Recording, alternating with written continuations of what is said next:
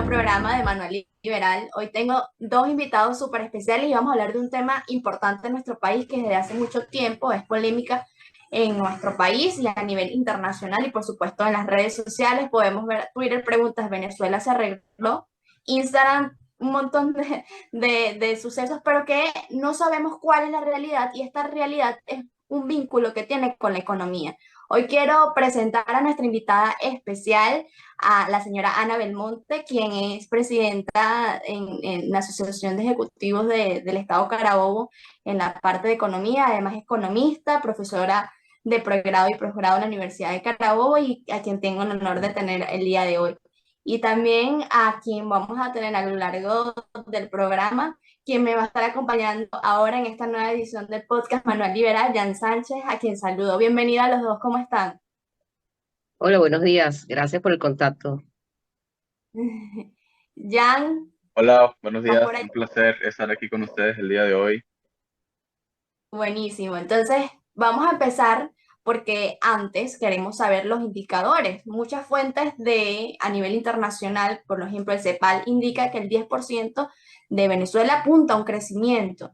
Pero, ¿a qué se debe esto, señora Ana? A ver, coméntanos un poco. Bueno, los organismos internacionales siempre están haciendo pronósticos, no solo a nivel mundial, sino en el caso de CEPAL a nivel regional. CEPAL es un centro de pensamiento precisamente para América Latina y el Caribe, Comisión Económica para América Latina y el Caribe, es lo que quieren decir sus siglas. En el caso del Fondo Monetario Internacional, ha venido corrigiendo sus pronósticos, como todos estos organismos, para ponerse en un 1,5%. Mientras CEPAL, el pronóstico que acaba de revisar, el 23 de agosto publicó su informe, duplica la tasa de crecimiento del Producto Bruto Interno de Venezuela de 5 a 10%, lo que lo haría el líder en la región.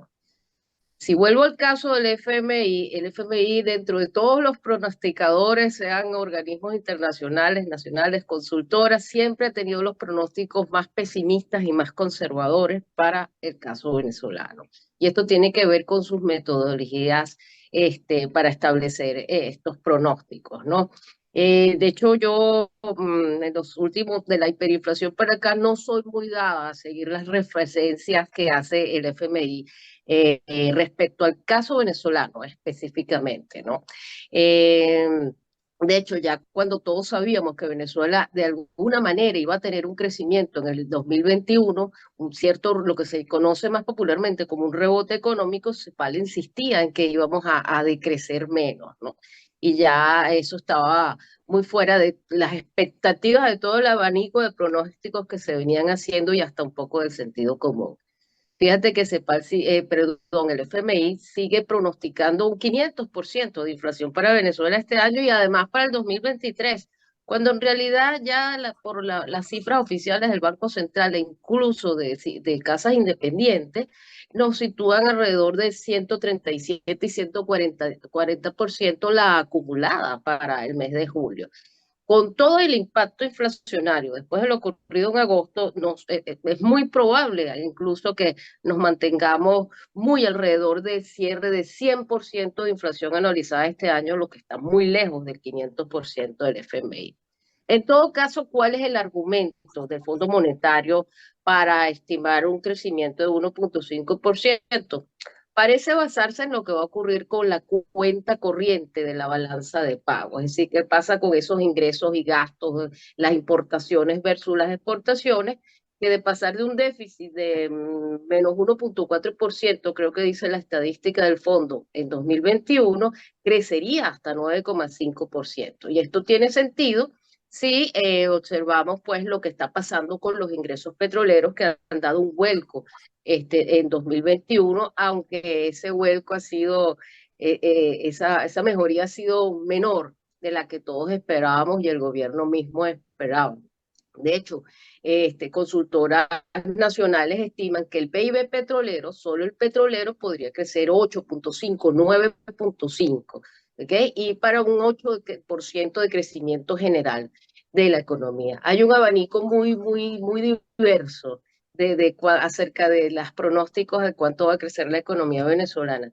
que van desde este más pesimista, 1.5% ahora del Fondo Monetario Internacional, y hay que recordar que ese informe también es de abril, han pasado muchas cosas desde abril, ¿ok? Hasta un muy complaciente, diría yo, más que optimista, complaciente, 20% del Credit Suisse, sobre todo cuando vemos cuáles eran los argumentos. Había mucha base allí acerca de lo que va a pasar con los ingresos petroleros, pero también vemos que desde mayo, junio y julio, la producción petrolera, por tanto las exportaciones también estuvieron decreciendo, y informaciones de ayer, aunque yo prefiero esperar el informe mensual de la OPEP, ya hablan de un repunte en las importaciones, lo que sería positivo para Venezuela. En todo caso, en el mercado, Venezuela está aprovechando, aunque limitadamente, este boom de precios internacionales del petróleo, limitadamente porque su producción no ha podido aumentarla, y los precios en ese mercado mundial ya están tendiendo a la baja. ¿Okay? De hecho, ya se encuentran bajo los $90, que son precios de niveles antes del conflicto en Ucrania, que fue el conflicto el que exacerbó el boom de precios, porque el boom de precios, ya los precios venían bastante altos antes del inicio del conflicto entre Rusia y Ucrania. Y ahora el escenario con el petróleo ruso compitiendo en esos mercados asiáticos venezolanos, que era por donde habían podido colarse por las sanciones, por las limitaciones de las sanciones financieras. Rusia tiene ventajas de cercanía, ventajas de producción, tiene en China un gran aliado, y Rusia entonces ha quitado mercado a ese petróleo, a ese crudo venezolano en el extranjero, ¿no? Bien, entonces, bueno, hay que, aparte de la subestimación, hay que estar pendiente de qué es lo que ocurre con esa base de que a ellos les ha servido para el cálculo. Con todo y lo que está pasando en Venezuela, consideramos que un 1,5% de crecimiento todavía sigue siendo muy subestimado. En el caso de CEPAL hizo una corrección importante cuando va de 5 a 10%, lo que pone a Venezuela como líder en crecimiento en toda la región de América Latina y el Caribe. Pero esto es un liderazgo entre comillas. Venezuela es el que va a crecer más porque era el que había caído más. Entonces la base de comparación para una tasa, para ver cuánto crecemos respecto de la base, es muy baja. ¿Okay? Recuerda que venimos de una caída en 8 años de entre 75 y 80% del PIB, durante toda la crisis, con cierta recuperación que se inicia a partir del segundo semestre del año pasado, ¿no? O sea, entonces el rebote allí tiene mucho que ver en ese liderazgo, entre comillas, de que vamos a ser los que más crecemos en la región. ¿Cuáles son los argumentos de CEPAL? Pues la importancia de la contribución del consumo privado, no del consumo del gobierno, del consumo privado a la conformación de ese Producto Interno Bruto. Fíjate que no es la inversión, por ejemplo, sino que sería el consumo privado. Y también porque la situación geopolítica hace que los exportadores netos de energía, como Venezuela, que es un país petrolero, van a salir beneficiados de esta situación, lo que coincide con que la cuenta corriente va a ser positiva, coincide con el FMI en ese sentido, ¿no? Indudablemente, todo esto se vino dando en un periodo, sobre todo del primero, más o menos de enero hasta abril, donde se va dando la reactivación, cierta reactivación, mayor dinamismo en la economía, combinado con una baja del índice inflacionario. Recuerden que venimos de un proceso hiperinflacionario terrible. Indudablemente eso se traduce en una elevación del consumo privado, que también está decayendo. CEPAL, aunque hace las correcciones para agosto, también está tomando en cuenta estadísticas que no son muy de corto plazo, y esto es común en todos estos organismos. ¿Okay? A partir del segundo trimestre nosotros tenemos un repunte tanto de la tasa de cambio como del índice nacional de precios al consumidor, de la inflación, que en nuestro país están íntimamente relacionados, y eso ha provocado pues que ese aumento en el consumo se desacelere. Fíjate que no te hablo de una caída, sino de que va a crecer más lentamente. Entonces ahí estamos un poco de acuerdo con ese argumento de CEPAL para su crecimiento. Con lo que no estoy de acuerdo es con el otro argumento de CEPAL, habla de que los salarios reales en las economías latinoamericanas van a continuar creciendo, pero muy lentamente. Este argumento no aplica para la economía venezolana porque ya está medido por fuentes independientes, nacionales, que los salarios reales, incluso dolarizados, han venido cayendo desde diciembre. O sea, el poder de compra del salario, sabemos que ha decaído, obvio que en bolívares por la inflación, pero también en dólares por esa relación complicada entre el dólar y el bolívar, la sobrevaluación cambiaria, todos estos ajustes de que las variaciones entre la tasa de cambio y también la de la inflación medida en bolívares provocan pérdida de poder adquisitivo del bolívar, pero también del dólar en nuestra economía. Entonces cuestiono esta razón de la CEPAL acerca del incremento de los ingresos reales, que fueron medidas incluso del sector privado, que es lo que está dinamizando la economía venezolana, pero de que esa caída es mucho más profunda para el sector público, donde están los asalariados y además la mayoría completamente en bolívares. ¿Okay? Entonces, cuestiono más las razones que fundamentan ese supuesto crecimiento marcado por la CEPAL. No cuestiono tanto de que lleguemos a un 10%. Es bastante posible porque Venezuela va a seguir creciendo a un ritmo, a pesar de agosto, a un ritmo menor, pero va a seguir creciendo. Me cuestiono entonces más las razones que el indicador en sí, que la cifra en sí que nos da CEPAL. Buenísimo. Em, Buenísimo. Sí, digo. y de Otra verdad, cosa es que, discúlpame, CEPAL no está tomando en cuenta todo lo que pasó en agosto, porque acaba de publicar, ahí tenemos que también darles, pues, digamos, a considerar que ese escenario de agosto no estaba considerado en el informe. No lo consideramos mucho, el impacto de lo que ocurrió en agosto, en realidad no lo esperábamos tan profundo muchos economistas en ese sentido. o sea que prácticamente ya debido a lo que ha pasado en agosto, hablamos de un cambio de panorama para nuevos informes Sí, o para sí. nuevos análisis que se hagan de la economía. Es necesario, o sea, independientemente de si tu pronóstico es pesimista o tú tenías el pronóstico más optimista, todos tienen que ser revisados. La situación obliga a que todas las estimaciones que se hicieron tengan que ser revisadas. Y no necesariamente sea a la baja, sino una desaceleración. No es que vamos a dejar de crecer, no, hay una inercia.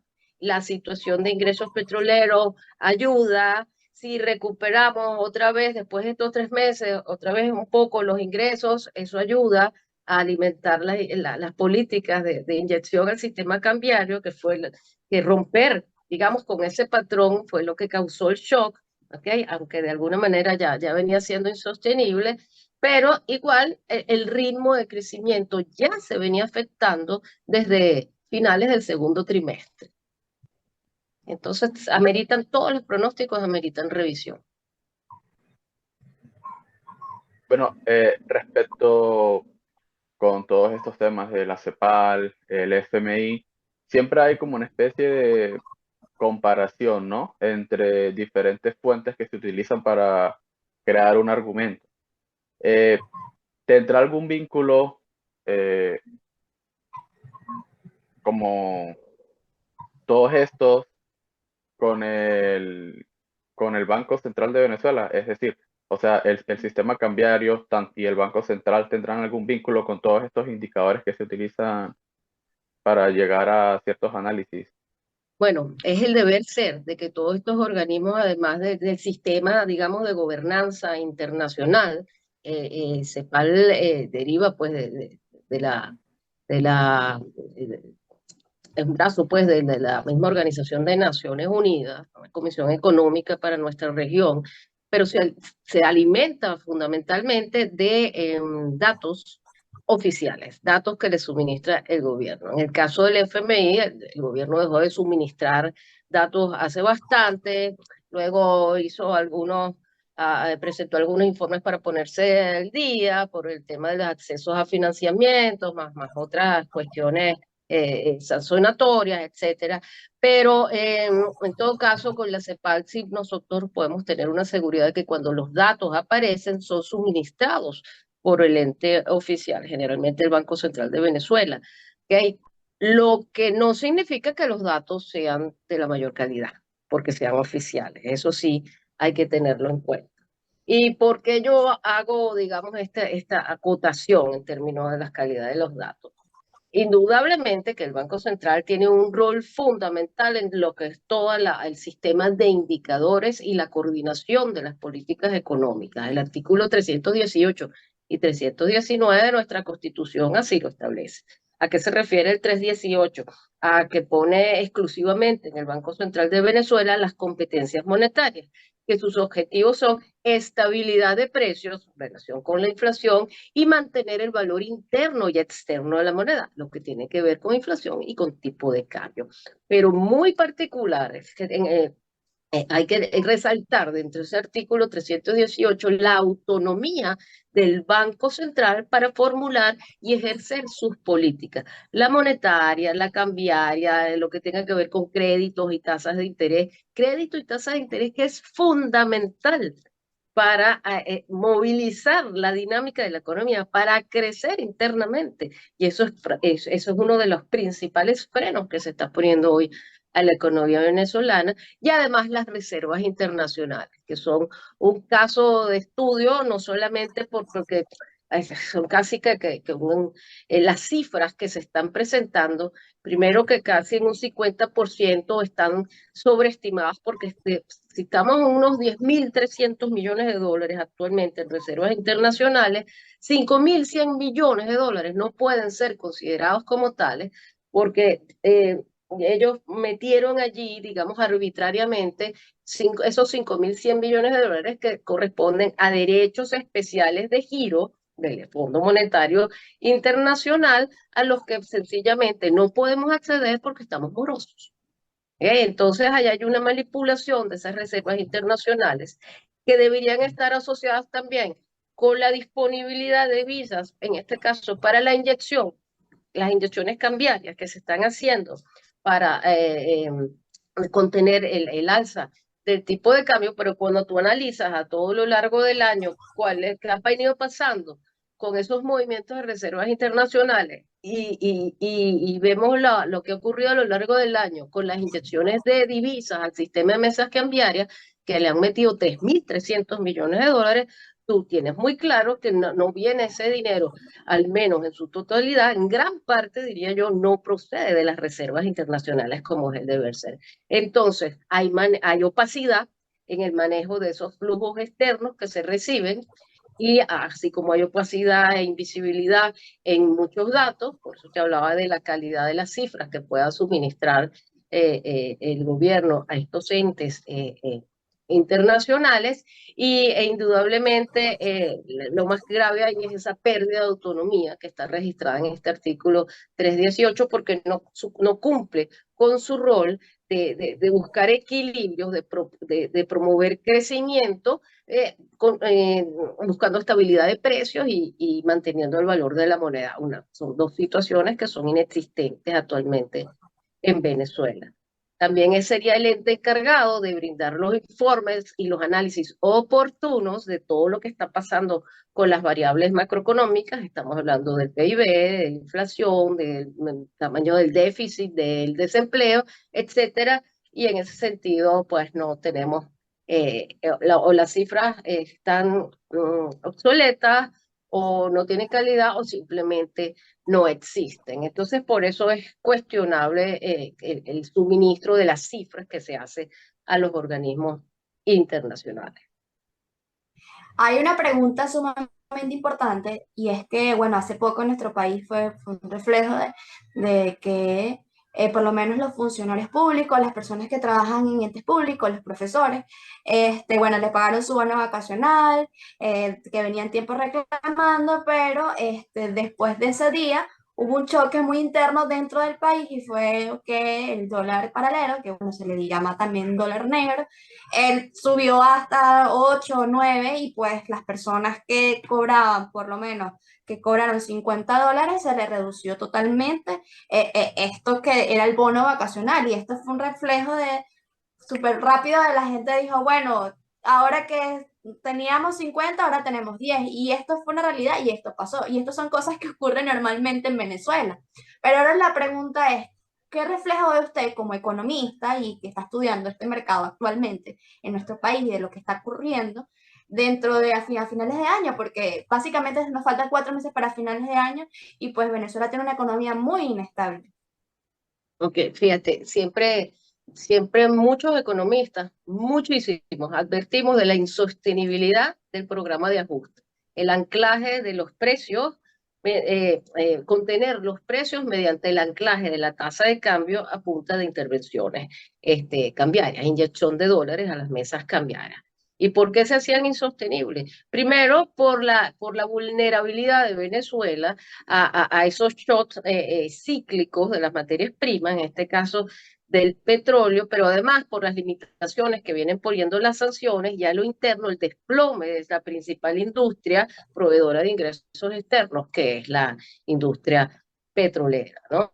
Fíjate que todas estas limitaciones, por todas estas limitaciones internas, no podemos aprovechar con suficiencia el boom de precios internacionales del petróleo y hay que sumarle el cerco financiero que también ponen las sanciones internacionales. Cuando tú me hablas de un reflejo de la economía, es bueno, es como una imagen en un espejo, ¿no?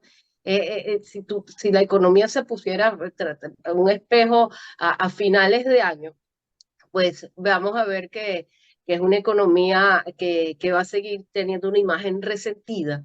Lo que ocurrió en agosto, lo que ocurrió en agosto es una prueba de la insostenibilidad de esas políticas que si bien habían logrado disminuir, primero hacernos salir de la inflación, pero con un altísimo costo social, porque si una de las, aparte del anclaje del tipo de cambio, la disminución del gasto público fue la otra medida de fuerza para bajar la inflación. Esa disminución del gasto público, más allá en una absolutamente ausente inversión en los servicios públicos que son o sea, sumamente malos en nuestro país, también se basó en mantener muy bajas a niveles de ingresos miserables las nóminas y las pensiones del sector público, lo que no justifica entonces que tú tengas una recuperación en la que se va incrementando la desigualdad. Así que ese reflejo, esa imagen de Venezuela a finales de año va a ser una Venezuela bastante resentida, una Venezuela que debe mirarse al espejo para ver, para reflexionar en torno a las consecuencias de un programa de ajuste que se siguió manteniendo en esas condiciones, ¿no? El propio Banco Central de Venezuela, como yo te dije, si queremos llevar esto un poco a los números, Venezuela, a pesar del impacto, va a seguir creciendo, pero a un ritmo mucho más lento. Y mucha gente se pregunta, precisamente por haber sido el protagonista del shock de agosto, el tipo de cambio, ¿qué va a pasar con el tipo de cambio? Esa meta de llegar a una tasa de cambio, una meta oficial de 7 bolívares con 60 céntimos por dólar para el fin de año, ya hoy esa meta ya no se cumple. Nosotros vamos a abrir el mercado oficial el lunes ya pisando los 8 bolívares, 7,96, si no me equivoco, creo que fue que cerró.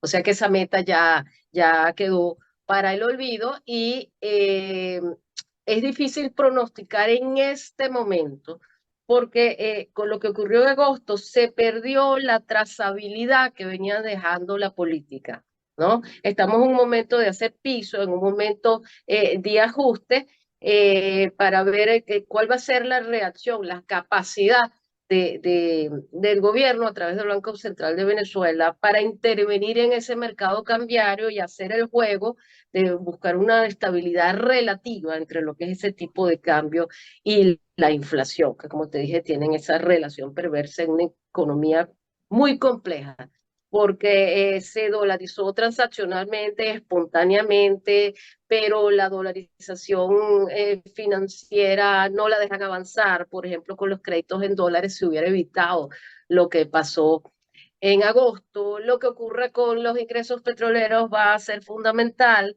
Entonces estamos en un proceso de revisión y ajuste a ver cuál va a ser la actitud y la capacidad del Banco Central de Venezuela en ese papel coordinador, que si bien no es autónomo, por lo menos coordinador de todas estas variables, ¿no? Hay que esperar un poco. Yo en todo caso, todo este año siempre he dicho, cuidado con los pronósticos, sobre todo cuando hago las consultorías del entorno macroeconómico, es que cómo podría incidir, ¿no? En los negocios, que tener mucho cuidado con los pronósticos. Quien te decía en marzo que el dólar en Venezuela iba a estar en tanto en bolívares, tendría una bola mágica o algo así, era totalmente aventurado hacer ese tipo de pronósticos. Preferible moverse ahorita por pronósticos de muy corto plazo, de unos 3 meses. Y ahorita, mucho cuidado. Hay que ver qué pasa en estos, podría ser en estos primeros días de septiembre o septiembre completo, a ver cuál va a ser el nuevo ritmo y las nuevas tácticas de los jugadores de la economía. Porque contrario en generar confianza en el Bolívar, que trató de presionarse esa confianza con el impuesto a las grandes transacciones, por ejemplo, castigando el uso del dólar, y con lo que ocurrió en agosto tan intempestivamente, lo que hizo fue ahondar más la desconfianza que se tiene en la moneda nacional. Y ahorita, muy pronto, vamos a ver que se nos va a presentar otra prueba de shock de liquidez y ver cuál es el impacto en el tipo de cambio. Porque viene el pago de los aguinaldos. Viene el pago de los aguinaldos. Y ya no se trataría solamente del sector de maestros y de maestros y de profesores universitarios, sino que se trata de todo el sector público y el pago de utilidades en el sector privado. ¿Okay? Por lo que ahí viene una prueba importante donde podremos hablar, sí, las lecciones, cuáles son las lecciones que al gobierno les deja el shock de agosto y cómo van a enfrentar esta situación en el último trimestre del año, que cíclicamente, típicamente, es un trimestre de mucho de incremento de gasto, de aumento de liquidez. Muchísimas gracias. Bueno, excelente intervención. Tocando un poco un tema acerca de la inestabilidad en la economía venezolana, quisiera preguntarle, o quisiera que nos diera, mejor dicho, su análisis respecto a las últimas políticas que se han empleado en el país a nivel económico, y si pudiese compararlo un poco con los demás países. O sea, qué se está haciendo mal aquí y qué se está haciendo bien en otros. Ok, bueno, te había adelantado un poco mi opinión acerca de las políticas. La manera como se venían haciendo las cosas ya para ajustar, para salir de la hiperinflación, era insostenible.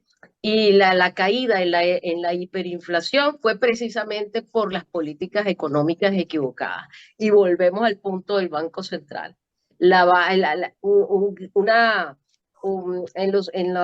Digamos, en los años de las vacas gordas de este siglo XXI, que fueron más o menos hasta el 2014, cuando los precios del petróleo comienzan a descender, una primera descenso importante de los precios del petróleo, que se van juntando con el marcado desplome más visible de lo que es la industria petrolera nacional. Pues el sobreendeudamiento, una deuda externa insostenible. Venezuela está en default desde octubre de 2017 con toda su deuda externa, que estamos hablando, se calcula unos 160.000 millones de bolívares. Ok, entonces, y eso parece que a la gente se le olvida, que nadie lo toma en cuenta, que nosotros, que poco podemos hablar nosotros de crecer a tasas de 5, de 10, de 20% cuando debemos 160.000 millones de bolívares. Que tomas eso como porcentaje del PIB y estamos ahorita en un PIB que podría ser de unos 50.000 millones de dólares, entonces estamos hablando de un 300% de deuda externa sobre el PIB. Okay, entonces ahí ya va, ¿de qué crecimiento estamos hablando realmente nosotros, no? Bien, entonces esa política luego, para tratar de solucionar el problema, ya te comenté que era insostenible Y cuando se habla de comparar con otras economías, creo que no hay comparación. Venezuela se ha convertido en un caso único de estudio para los economistas y para todos aquellos interesados en economistas. Y se ha convertido en un caso de estudio sobre todo para aprender lo que no se debe hacer, sobre todo si tú pretendes desarrollo, que es crecimiento, pero también con una distribución adecuada, equitativa, y fíjate que no digo igualitaria, con equidad, una distribución adecuada, basada en principios de equidad. ¿Y qué significa eso? Que todos seamos beneficiarios de esas ganancias del crecimiento económico, pero no que seamos beneficiarios mediante becas, aumentos de pensiones, programas compensatorios, como los que se dan en las misiones, el sistema patria, o sea, que son absolutamente ineficientes. La distribución más equitativa de las ganancias del crecimiento, cuando la torta del PIB aumente, que se reparta más y mejor entre más gente, es por los canales de una creación de empleo productivo, de acceso a la educación para formar capital humano, que tenga acceso a empleos productivos y que eso se traduzca en mejores salarios. ¿Okay? Pero Venezuela es un caso de lo que no se debe hacer. Un país petrolero que fuimos, petrolero, ahora somos un país con petróleo, pero un país petrolero que fuimos, entonces ya se sobreentiende como rico, que haya entrado a una hiperinflación, era algo pues inconcebible durante mucho tiempo hasta que ocurrió. ¿Okay? Entonces, aquel tema de un país rico con mucha gente pobre, sobre todo desde el punto de vista del ingreso, pues lo que ha hecho es profundizarse paradójicamente. Se ha profundizado en estos últimos 10 años, sobre todo. El salario básico integral, que son los 130 bolívares aumentados en marzo, más los 40 por el bono de alimentación, en conjunto equivalían al momento de su aumento en marzo a $40. Ya al cierre de marzo valía 38 y pico dólares, porque la tasa de evaluación venía creciendo continuamente, aunque a un ritmo que tú podrías tener cierta certidumbre de que iba a ocurrir con la tasa de cambio. Eso fue lo que se rompió en agosto. Al cierre de agosto, después del shock, ese salario integral, que desde el inicio era sumamente insuficiente, incapaz de cubrir canastas básicas que están sobre los alimentarias, sobre los $400, al cierre de agosto ese salario básico integral equivalía en dólares a $21.50. Te hablo del cierre de agosto. Ahorita de septiembre es menos de $21.50.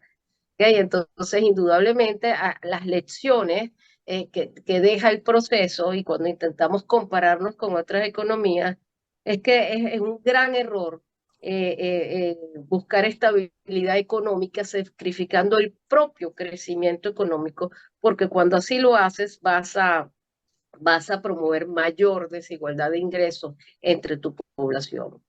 Analizando simplemente por la variable de ingresos, un 90 o quizás con la mejoría un poco menos, pero más de un 80-85% de la población tiene ingresos que nos ubica, según los estándares internacionales, en lo que sería situación de miseria o indigencia. Si te vas al 1,80 diarios dólares, que significa el umbral de ingresos para estar en miseria, pues un sueldo básico integral de 21,50 indudablemente nos pone a la mayoría bajo ese ingreso. Entonces las lecciones son precisamente no lo hagan como nosotros.